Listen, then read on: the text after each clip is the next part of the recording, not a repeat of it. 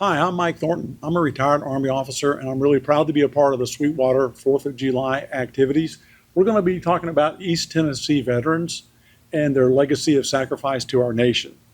It's a celebration of life. We're going to be talking about 8 East Tennessee veterans.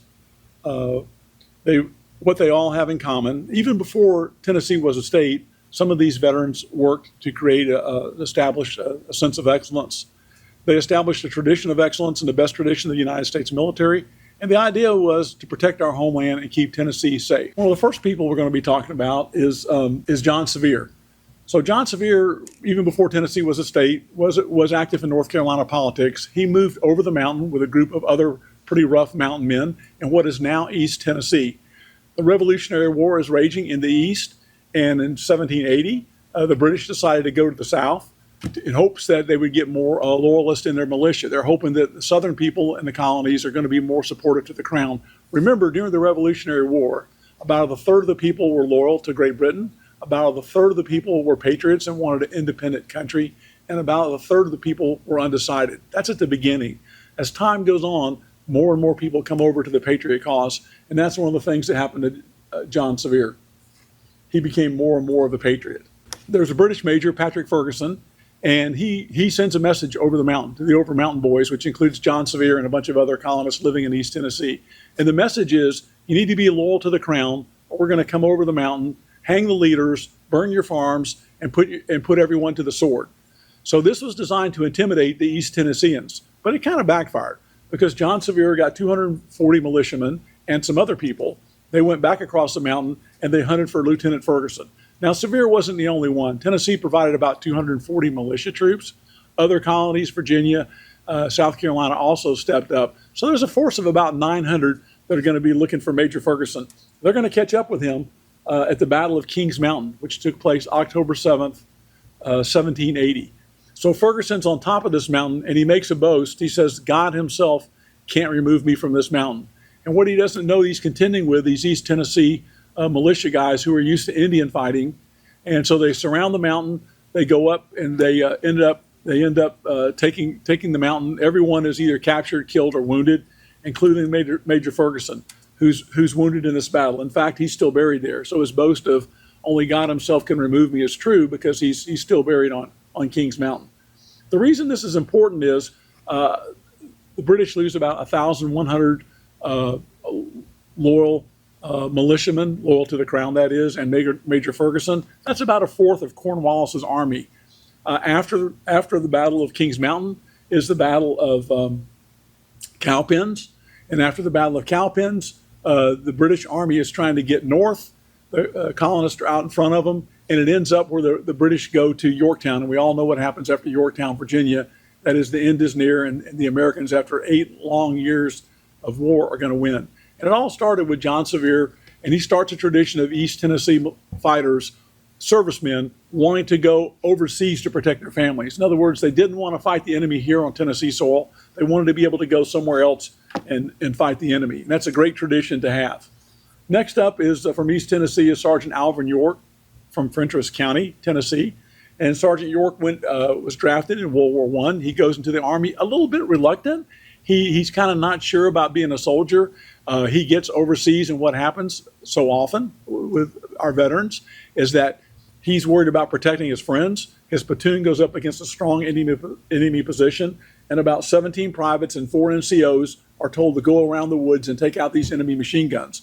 The other NCOs all get killed, so Corporal York finds himself in charge. He takes over, captures the enemy machine guns, captures 132 German prisoners, brings them back, and his general says, well, York, it looks like you captured the whole German army. And he said, no, sir, I only got 132 of them. He was in the 82nd Airborne Division, and 82nd Airborne Division is going to, I'm sorry, it wasn't airborne in World War I, it was the 82nd Division, but it's going to play a big role in our veterans' lives in the future from East Tennessee. The 82nd Division is going to.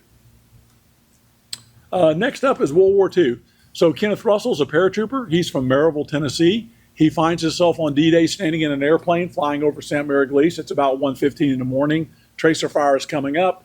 He jumps out of the airplane with his friends, and as he's going down, he sees St. Mary Glees on fire. There's a building burning. One of the paratroopers gets sucked into the fire. Kenneth Russell lands on the church in San Mariglis, as does another paratrooper, John Steele. So it's a harrowing moment for the young Maryville native.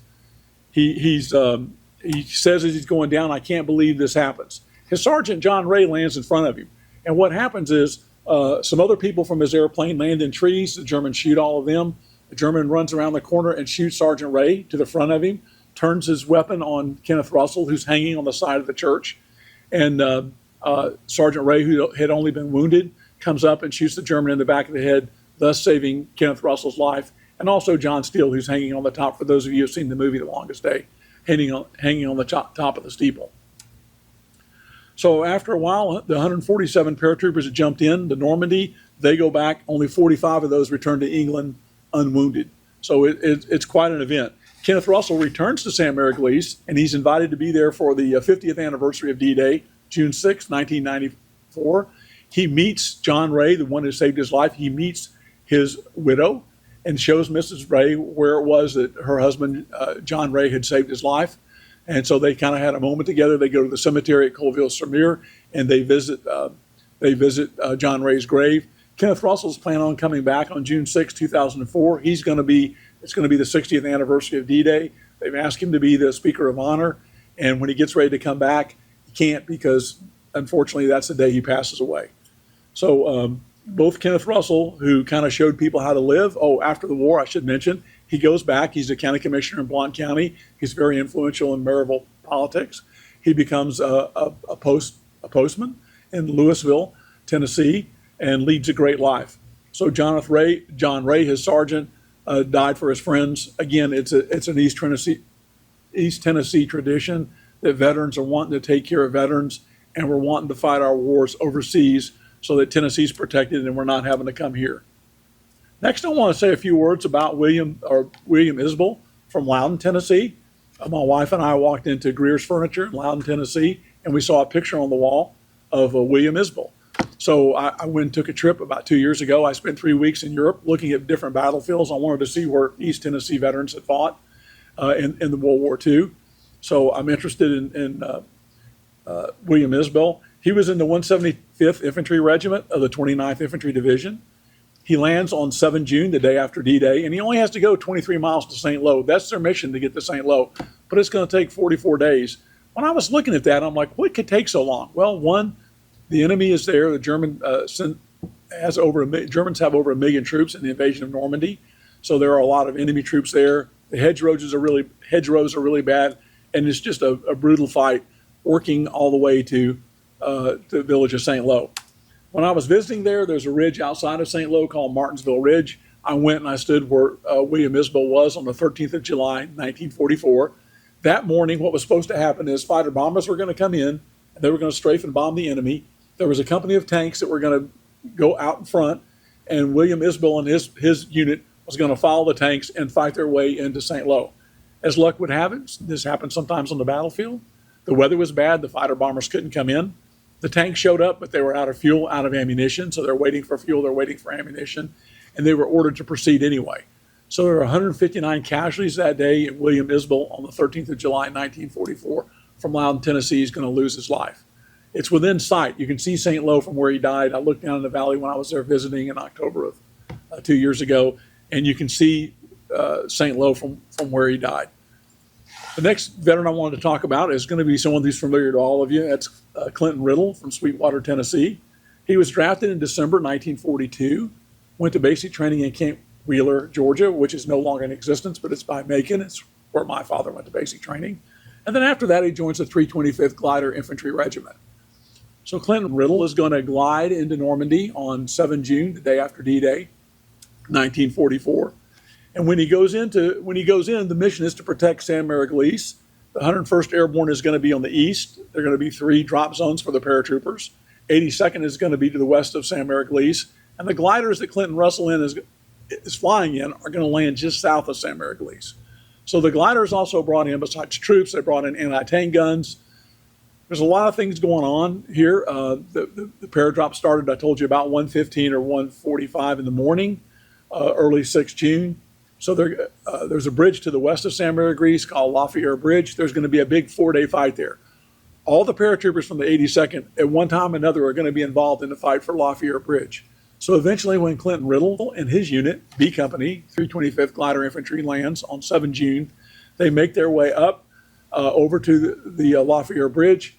Late on the night of 8 June, early the morning of 9 June, they go to the north, they cross a river, and they go onto the east side of the bridge, and there's a big night engagement. The Germans are entrenched, and Clinton Riddle's unit gets attacked. Some get separated. C Company goes to the left. When the sun comes up, one of the C Company platoons find themselves surrounded by Germans. PFC Charles de Glopper tells his guys, "You run for it. I'll defend you. I'll fight." So he has a BAR. It's like a machine gun. He stands up and he fights the Germans to let his brothers get away and let most of them escape, and they go back to the line. Clinton Riddle was attacked with artillery and mortars early in the morning. Then the 3rd Battalion of his regiment attacks across the bridge, across the causeway, and Clinton Riddle was there on the right side with his unit, and we ended up defeating the enemy. So it's a 4-day battle. The paratroopers had fought day and night for 3 days. They were unable to get across or make any headway. But when Clinton Riddle and the glidermen show up, on the 4th day, they're able to defeat the Germans on the west side of Lafayette Bridge. It's a major event in World War II history. It's a major event in allowing us to seize San Maria Greece, a key terrain in the city. So I have some pictures here about gliders that come in. He's in a Horsa glider. A lot of glidermen get hurt when the Horsa glider lands. That's a British glider because it's big, it breaks up, it's made out of plywood. Never again are we going to use Horsa gliders. When he goes into Market Garden in Holland, he's going to be in an American Waco glider. The Waco's a little bit smaller, but it's much more survivable, much more easier to maneuver. So Clinton Riddle, there's a monument there to his unit at San Maria Greece. There's also a monument to PFC Charles de Glopper. I was able to visit both those things, and I actually walked some of the fields where Clinton Riddle had fought. I walked in some of the fields and walked down some of the roads where he had fought. It was a real surreal moment for me to be able to visit and go where he had fought. And I know people in Sweetwater know Clinton Riddle, know his family. He's a legend here, but he's also a great person and someone who I've studied over the years. His unit did amazing things. I think when I look at YouTube videos and listen to some of Clinton Riddle's speaking, I don't think he really understands how important him and his fellow soldiers were. Also in the Battle of the Bulge, they have a really key area. He's up by Barak de Fracture, which is a little German village, and there's a crossroads, and there's a huge fight there. The 2nd Panzer Division comes along, and it's cold. A lot of soldiers are killed, and Clinton Riddle's position is just behind this crossroads. So I know he was in firing distance. His unit doesn't get overrun, but some of his glider friends get terribly injured and have to fall back. But Clinton Riddle's a great man. It was fun to be able to walk and go to Europe and visit the places where he had fought. And I know his family still lives in Sweetwater. So what a great testament to Sweetwater. So in Normandy, it wasn't just D-Day. 2,001 Americans are killed on D-Day itself, but over 29,204 Americans are killed in the Battle of Normandy. So that's D-Day and the surrounding time till Americans can break out, until they can break out of the hedgerows and go to the south. Again, I have some pictures of that here on the video. So at the cemetery at Colville-sur-Mer, there are 9,388 Americans dead, 45 sets of brothers.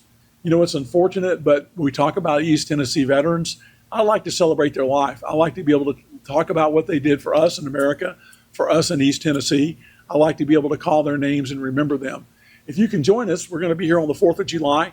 We're going to be, after the gazebo events, the mayor's invited us to have a group to come and talk about veterans events, mainly about the 8 veterans from East Tennessee, what all they've, not just in World War II, but also at the beginning with John Sevier and all the way to the end in the current Desert Wars. There's a train that's located behind the gazebo in downtown Sweetwater, and we're going to be there. I'm told it's air-conditioned and it's a great place to talk, so anybody that can come over and join us that wants more information about this, we'll be glad to go into more detail. I want to make another comment as well, and that is that Sweetwater and the communities around here are always honoring our veterans on Veterans Day, on the 4th of July, on Memorial Day, and I think it's great that they do. But also remember that most veterans are looking for a great place to live. We're looking for a place where we're cared about, where the community takes care of us. And a great example is Sweetwater, Monroe County, and East Tennessee. I know that all the city, county, and state leaders have honored Clinton Riddle in the past. And by doing that, you've honored all our veterans. So thanks to the community for taking care of our veterans. It's a great honor to be in East Tennessee and to be a veteran and to be here at the 4th of July activity in Sweetwater. I'm looking forward to it. Thanks.